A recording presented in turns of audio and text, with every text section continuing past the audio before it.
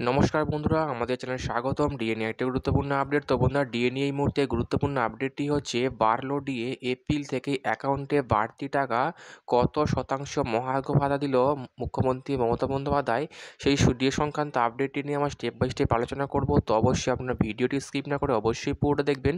তো তার আগে বলে রাখি, যে সকল বন্ধুরা আমাদের চ্যানেলে নতুন, আমাদের চ্যানেলটি পাশে সাবস্ক্রাইব করার পর পাশে যে বেল আইকন সেটিও প্রেস করবেন। লেটেস্ট ভিডিও আপডেটগুলি সবার আগে পেয়ে যাবেন। দেখে নেব আজকে ডিএ সংক্রান্ত গুরুত্বপূর্ণ আপডেটটি।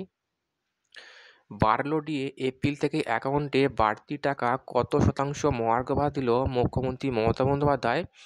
ডিএ নিয়েই বহুদিন ধরেই অসন্তোষ দেখা দিয়েছিল রাজ্য সরকারি কর্মীদের মধ্যে। কেন্দ্র বাড়ালেও টাকা বাড়াতে রাজি ছিল না রাজ্য সরকার। গত বছর ডিসেম্বরে খুশির খবর দিয়েছিলেন মুখ্যমন্ত্রী মমতা বন্দ্যোপাধ্যায়। তবে এবছর সেই খবর পাননি পশ্চিমবঙ্গের সরকারি কর্মীরা। তবে এবার আসছে খুশির খবর, খুব শীঘ্রই বাড়বে সরকারি কর্মীদের বেতন। হুড়মুড়িয়ে ডিএ বাড়বে রাজ্য সরকারি কর্মীদের। বহুদিন ধরেই ডিএ নিয়ে আন্দোলন চলছিল, তবে প্রথমে ডিএ বাড়ানো হবে না বলে স্পষ্ট করে জানিয়ে দিয়েছিলেন মমতা বন্দ্যোপাধ্যায়।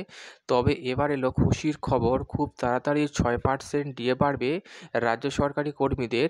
খুব তাড়াতাড়ি সেই ঘোষণা হতে পারে, এমনটাই আশা করছেন। সামনে মাসেই মোটা টাকা ঢুকতে পারে সরকারি কর্মীদের ব্যাংক অ্যাকাউন্টে। এপ্রিল মাসের আগের সুখবর পেতে পারেন রাজ্য সরকারি কর্মীরা। 6% ডিএ পেতে পারেন এবার। শেষ 3% ডিএ ঘোষণা হয়েছিল কর্মীদের জন্য, এবার সেই সংখ্যা বেড়ে 6% করতে চলেছে মুখ্যমন্ত্রী মমতা বন্দ্যোপাধ্যায়ের সরকার।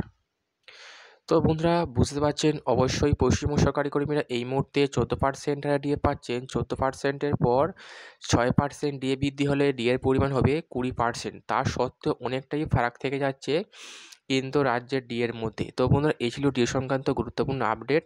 কেমন লাগলো কমেন্ট করবেন, লাইক করতে ভুলবেন না। পরবর্তী আপডেট পাওয়ার জন্য আমাদের চ্যানেলটিকে সাবস্ক্রাইব করে রাখবেন। থ্যাংক ইউ বন্ধুরা ভিডিওটি দেখার জন্য।